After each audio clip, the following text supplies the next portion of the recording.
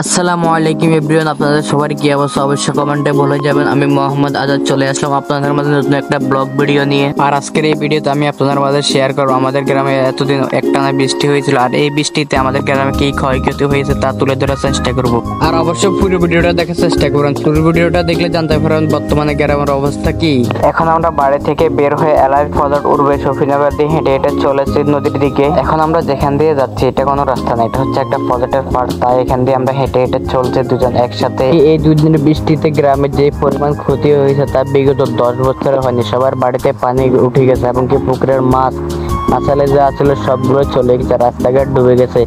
অনেকের রান্না করে খাওয়ার মতো কোনো ব্যবস্থা না, রান্নাঘর পর্যন্ত ডুবে গেছে।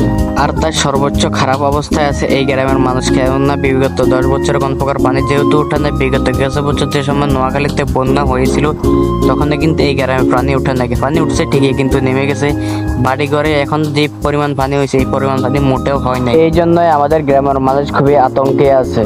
তো অবশেষে কথা বলতে বলতে চলে আসলাম নদীর কাছাকাছি, কেননা নদীতে গিয়ে দেখতে হবে নদীর পাশে যে বেড়িবাঁধটা ছিল ওটা নাকি পুরোটাই ভেঙে গেছে এবং কি ভেঙে পানি ঢুকে যাওয়ার সম্ভাবনা আছে। ওমা, এখানে এসে দেখতে পারলাম যে মানুষের মুখে যে কথাটাই শুনেছিলাম এখানে সেই অবস্থায় হয়েছে। নদীর পাশের বেড়িটা পুরোপুরি ভেঙে গিয়েছে এবং কি এটার পাশে বসবাসরত যত মানুষজন আছে সবার বাড়িঘর ভেঙে যাওয়ার খুবই সম্ভাবনা রয়েছে, কেননা এই বেড়িটা ভাঙার পরে হচ্ছে মানুষের বাড়িঘর বাংলা মানুষ কোথায় যাবে, কি করবে না করবে আস্থা খুঁজে পাবো না। এখানে দেখতে পাচ্ছ অনেকগুলো বাড়িঘর এখানে এবং এর পরে অনেকগুলো বাড়িঘর আছে। ওখানকার মানুষও খুব চিন্তিত আছে, কেননা কোন সময় তাদের বাড়িঘর সম্পূর্ণ নদীতে ভাসিয়ে নিয়ে যায়।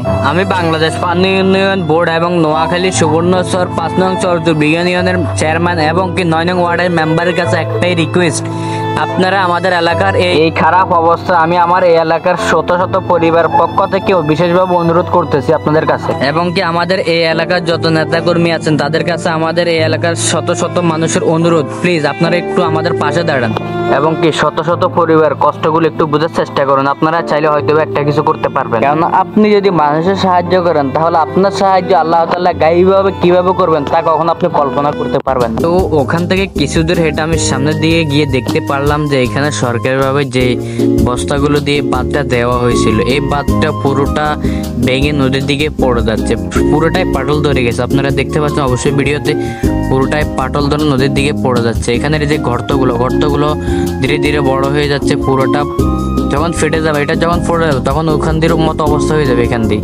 কেন এখান দিয়ে যে পরিমাণ ফাটা ধরছে ভাই এখানকার মানুষ এক কথায় কি বলবো, মানে খুবই দুর্ভাগ্য আছে। এটা নিয়ে মানুষ কোন দিন না কোন দিন আমাদের বাড়িঘর সম্পূর্ণ উঠাই নিয়ে যায় এই নদী। এতক্ষণ আপনারা যারা আমার এই ভিডিওটা দেখেছেন আপনাদের সকলের কাছে আমার একটাই অনুরোধ, আপনারাও চাইলে এই শত শত পরিবার পাশে দাঁড়াতে পারেন। এখন বলতে পারেন ভাই কিভাবে, সেটা হচ্ছে আপনারা এই ভিডিওতে লাইক কমেন্ট একটা শেয়ার করে, আপনার শেয়ারের মাধ্যমে হয়তো বা এই ভিডিওটা বাংলাদেশ পানি উন্নয়নের বোর্ডের কাছে যাবে।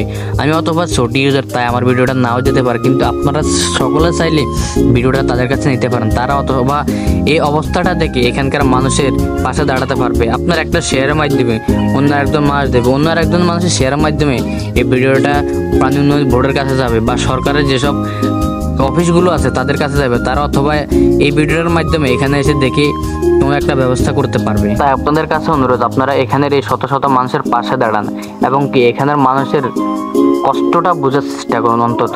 তো অবশেষে কথা বলতে বলতে চলে আসলাম একটা সুইচ গেটের কাছে। এই গেটটি দিয়ে প্রায় 2-3 হাজার পরিবারের পানি নামে। এটার সামনে এসে দেখতে পারলাম যে এখানে এই পাশে অতটা স্রোত দেখা যাচ্ছে না, কিন্তু এখান থেকে সামনের দিকে আমি যতটা দেখার চেষ্টা করছি ততটাই শুধু সাদা দেখা যাচ্ছে, মানে সম্পূর্ণ এলাকাটা পানিতে তলিয়ে আছে। গেটের ওই পাশ থেকে যখন অপর পাশে আসলাম তখন দেখতে পেলাম যে পানির ভয়াবহ চিত্র আপনারা সকলেই দেখতে পাচ্ছেন, কেননা যে পরিমাণে তীব্র গতিতে পানি নামতেছে সাগরের দিকে, আর এখন যেভাবে পানি নামতেছে মনে হচ্ছে যে বৃষ্টি যদি একদিন না হয় একদিনের ভিতরে আশা করি উপরে যত জনের বাড়িতে পানি উঠছে সম্পূর্ণ পানিটা নিচে নেমে যাবে, এবং কি আমাদের এলাকার যত ভাই ব্রাদার আত্মীয় স্বজন পাড়া প্রতিবেশী দেশে কিংবা দেশের বাইরে আছেন এলাকার অবস্থা দেখতে পারছেন না, তারা এই ভিডিওতে অবশ্যই দেখতে পারবেন। চিন্তার কোনো কারণ নাই ভাই, দেখেন পানি তীব্র গতিতে নামতেছে, অবশ্যই আপনার বাড়িতে গতি দ্রুত পানি নেমে যাবে ইনশাআল্লাহ। চলুন আপনাদেরকে একটু পানির গর্জন শুনুন। তো ভিডিও শেষ পর্যায়ে আমরা কিন্তু চলে আসছি। ভিডিওটা আসলে অনেক বড় হয়েছে, কিন্তু কিচ্ছু করার নাই, এলাকার অবস্থা তুলে ধরতে হয়েছে। আর আমার কথাবার্তায় যদি কোনো ভুল ত্রুটি পেয়ে থাকেন অবশ্যই ক্ষমা করে দেবেন। আর অবশ্যই বেশি বেশি ভিডিওটা শেয়ার করে দেবেন, যেন আপনার শেয়ার মাধ্যমে অন্য একজন মানুষে দেখতে পারে। আর ভিডিওটা কেমন হয়েছে অবশ্যই কমেন্টে বলে যাবেন। তো সবাই ভালো থাকবেন, সুস্থ থাকবেন, আল্লাহ হাফেজ, আসসালামু আলাইকুম।